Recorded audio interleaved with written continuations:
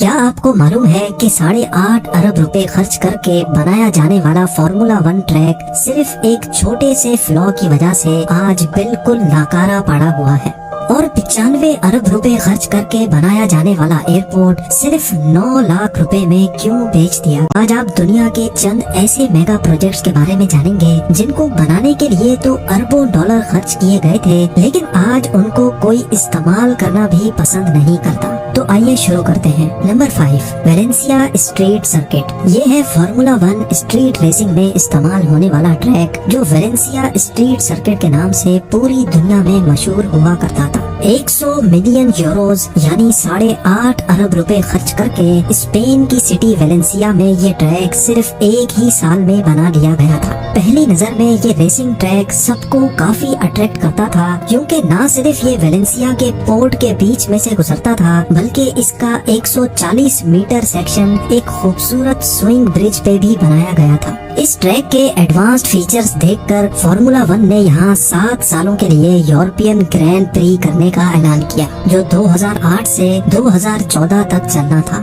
سب کو اسی ایونٹ کا انتظار تھا کہ کب اس نئے ٹریک پر فارمولا 1 ریسنگ کی جائے گی، لیکن جب 2008 میں یہاں پہلی بار ریس کی گئی تو ساری حقیقت کھل کر سامنے آ گئی۔ ریسنگ ڈرائیورز نے شکایت کی کہ اس ٹریک کا ڈیزائن کچھ ایسا بنا ہوا ہے کہ اس میں اوور ٹیک کرنے کا چانس نہیں ملتا۔ اس ٹریک میں 11 لیفٹ ٹرنز اور 14 رائٹ ٹرنز بنائے گئے تھے، لیکن ٹرن سے پہلے روڈ اتنا سیدھا رکھا گیا تھا جس میں ریسنگ کارز 320 کلومیٹر پر آور کی اسپیڈ تک دوڑ سکتی تھی، یعنی ٹرنز جس میں ریسنگ کارز کو ایک دوسرے کو اوورٹیک کرنے کا موقع ملتا ہے، ان ٹرنز پر ڈرائیورز کو بہت زور کی بریک لگانا پڑتی تھی، جس کی وجہ سے یہاں کئی ایکسیڈنٹس بھی رپورٹ ہوئے۔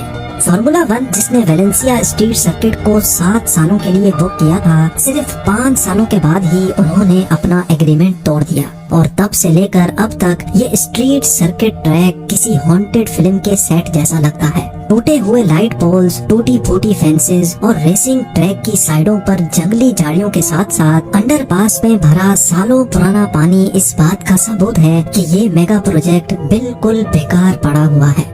نمبر 4، سیوڈاد ریال سینٹرل ایئرپورٹ۔ اسپین یورپ کا ایک ایسا حصہ ہے جو ٹورسٹ کے لیے ایک ہاٹ سپاٹ مانا جاتا ہے۔ ہر سال پوری دنیا سے 8 کروڑ ٹورسٹ یہاں گھومنے آتے ہیں، اور یہ سب اسپین کے کیپٹل میڈرڈ میں لینڈ کرنا پسند کرتے ہیں۔ لیکن مسئلہ یہ کھڑا ہو رہا تھا کہ اسپین کے کیپٹل سٹی میں میڈرڈ انٹرنیشنل ایئرپورٹ کی کیپیسٹی ہے صرف 7 کروڑ، جبکہ یہاں آنے والے پیسنجرز کی تعداد ہے 8 کروڑ۔ اسی مسئلے کی وجہ سے ایک اور ایئرپورٹ بنانے کا فیصلہ کیا۔ 1.2 بلین ڈالرز یعنی تقریباً 95 ارب روپیوں کا خرچہ کر کے سیوڈاد ریال سینٹرل ایئرپورٹ بنایا گیا۔ ہڑبڑاہٹ میں یہ نیا ایئرپورٹ بنا تو لیا گیا تھا، جس کا مین مقصد میڈرڈ انٹرنیشنل ایئرپورٹ کا لوڈ کم کرنا تھا، لیکن جب 2009 میں یہ آپریشنل ہوا تو اس کو بنانے والوں کے پیروں تلے زمین ہی کھسک گئی۔ جی ہاں، کہلایا تو یہ سینٹرل ایئرپورٹ جاتا تھا، لیکن یہ کسی بھی اینگل سے سینٹرل نہیں تھا، کیونکہ یہاں لینڈ کرنے کے بعد پیسنجرز کو میڈرڈ جانے کے لیے 300 کلومیٹر کا سفر طے کرنا پڑتا تھا۔ جہاں ٹورسٹ نے اس نئے ایئرپورٹ کو بری طرح سے ریجیکٹ کر دیا تھا، وہیں کمرشل ایئر لائنز نے بھی اپنے فلائٹ آپریشنز سسپینڈ کر دیے۔ لانچ کے صرف 2 سالوں کے بعد ہی سیوڈاد ریال سینٹرل ایئرپورٹ کسی ویران بستی کا منظر پیش کرنے لگا۔ بے شک یہاں کوئی پیسنجر آنا پسند نہیں کرتا تھا، لیکن ایئرپورٹ کو آپریٹ کرنے میں ہی ہر سال کروڑوں ڈالر خرچ ہو جاتے تھے۔ اب بات یہاں تک پہنچ گئی کہ 2013 میں اس کو بیچنے کا فیصلہ کیا گیا، لیکن کوئی آخر اس کو خریدے گا ہی کیوں؟ آخر کار 2019 میں 95 ارب روپے خرچ کر کے بنایا جانے والا یہ ایئرپورٹ صرف اور صرف $12,000 یعنی 9 لاکھ روپے میں نیلام کر دیا گیا۔ Number 3، inter state H3 highway. U S کی اسٹیٹ ہوائی میں ایک شہر ہے جو ہونولولو کے نام سے جانا جاتا ہے۔ یہاں ایک 26 کلومیٹر لمبا ایسا ہائی وے بنا ہوا ہے جو انتہائی خوبصورت پہاڑوں کے درمیان سے ہو کر گزرتا ہے۔ ان نظاروں میں اتنی زیادہ کشش ہے کہ یہاں سے گزرنے والے لوگ گاڑیاں پارک کر کے فوٹوگرافی کرتے ہیں، جس کی وجہ سے اس ہائی وے کے کئی اسپاٹس پر ٹریفک جیم کا خدشہ رہتا ہے۔ یہ ہائی وے جو انٹر اسٹیٹ H3 ہوائی کے نام سے جانا جاتا ہے، یہ خوبصورت ہونے کے ساتھ ساتھ کافی زیادہ کنٹروورشل بھی ہے۔ इस हाईवे को बनाने की जरूरत 1960 में पेश आई थी, जब यहाँ मौजूद यूएस नेवी की 2 बेसेस के दरमियान ट्रेवल करने में बहुत मुश्किल होती थी। लेकिन जब यहाँ ये हाईवे बनाने का प्लान अनाउंस किया गया तो यहाँ के रहने वाले लोगों ने बहुत शोर मचाया, क्योंकि वो नहीं चाहते थे कि किसी भी वजह से इनके शहर की खूबसूरती खराब हो, और वो भी सिर्फ नेवी की 2 बेसेस को आपस में कनेक्ट करने के लिए। ये मामला इतना बढ़ गया कि अगले 26 सालों तक इस हाईवे की कंस्ट्रक्शन का काम रुका रहा। लेकिन फिर 1989 में एनवायरनमेंट के कानून में तब्दीली करके इस प्रोजेक्ट की कंस्ट्रक्शन जबरदस्ती स्टार्ट कर दी गई। पूरे 8 सालों की कंस्ट्रक्शन के बाद 1997 में पहली बार इस हाईवे को ओपन किया गया। नॉर्मली ऐसे इलाकों में रोड्स बनाने के लिए पहाड़ों को काट कर रोड्स बनाए जाते हैं, लेकिन क्योंकि ऐसा करने से यहाँ की खूबसूरती खराब हो रही थी, इसी वजह से ये पूरा हाईवे स्टार्टिंग से लेकर एंडिंग तक बड़े बड़े पिलर्स की सपोर्ट पर खड़ा किया गया था। ये करने की वजह से और तो कुछ नहीं हुआ, बल्कि इस प्रोजेक्ट की कॉस्ट बढ़ गई।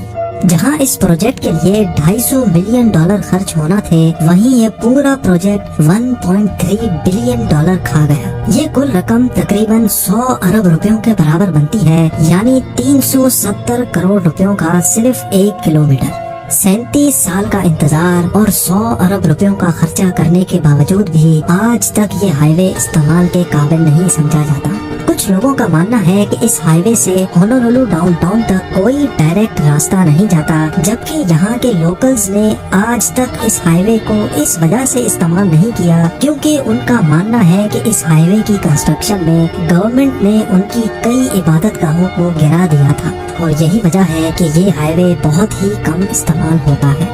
Number 2, ghost city.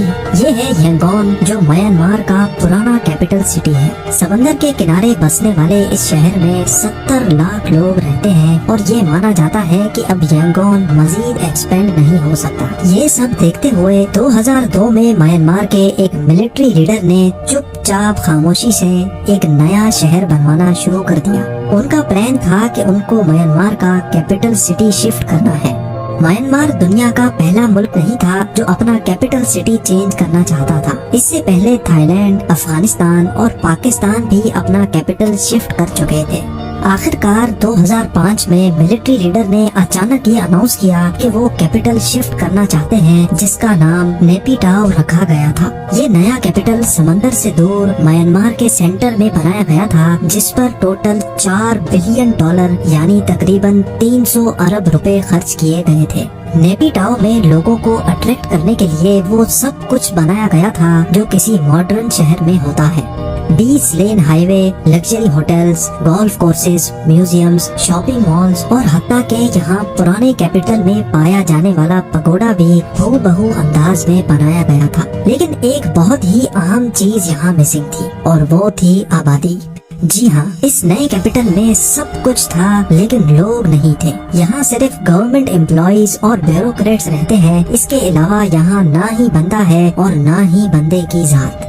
20 lane highway जो लाखों गाड़ियों के लिए बनाया गया था, वहाँ किस्मत से ही कोई गाड़ी चलती हुई दिखती है। यहाँ का इंटरनेशनल एयरपोर्ट जो 35 लाख लोग हैंडल कर सकता था, पीक टाइमिंग में भी यहाँ सिर्फ 10 या 12 पैसेंजर्स ही होते हैं। इसी तरह होटल्स और शॉपिंग कॉम्प्लेक्सेस इतने वीरान होते हैं कि यहाँ जाते भी डर लगता है। 300 अरब रुपयों से बनाया जाने वाला ये पूरा शहर आज एक ऐसा मंजर पेश कर रहा है जैसे ये भूतों का शहर हो। और अब number 1, Yucca Mountain waste repository. Nuclear power plants का वेस्ट मटेरियल अगर प्रॉपर तरीके से स्टोर ना किया जाए तो वो इंसानों को इतना नुकसान पहुंचा सकता है कि इसका अंदाजा लगाना भी बहुत मुश्किल है। नॉर्मली अमेरिका का पूरा न्यूक्लियर वेस्ट ड्रम्स में भरकर रिमोट लोकेशंस में छोड़ दिया जाता है, लेकिन 2002 में अमेरिका ने नेवाडा स्टेट के यूका माउंटेन में 300 मीटर डीप टनल खोदकर वहां पूरे अमेरिका का न्यूक्लियर वेस्ट डंप करने का प्लान बनाया।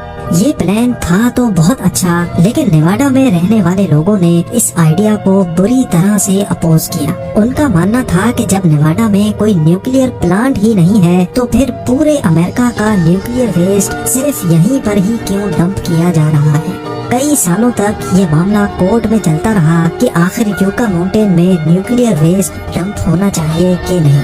आखिरकार प्रेसिडेंट ओबामा के दौर में ये फैसला किया गया कि यूका माउंटेन में न्यूक्लियर वेस्ट डंप नहीं किया जाएगा।